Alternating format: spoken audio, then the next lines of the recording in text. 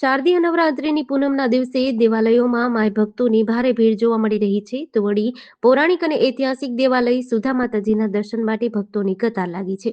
રાજસ્થાનમાં પર્વતો પર બિરાજમાન અને ગુજરાત, રાજસ્થાન તેમજ દેશ વિદેશમાં વસવાટ કરતા લોકોની કુળદેવી તરીકે ઓળખાતા મા ચામુંડાના ચરણોમાં શીશ ઝુકાવવા માટે ભક્તો ઉમટી પડ્યા હતા.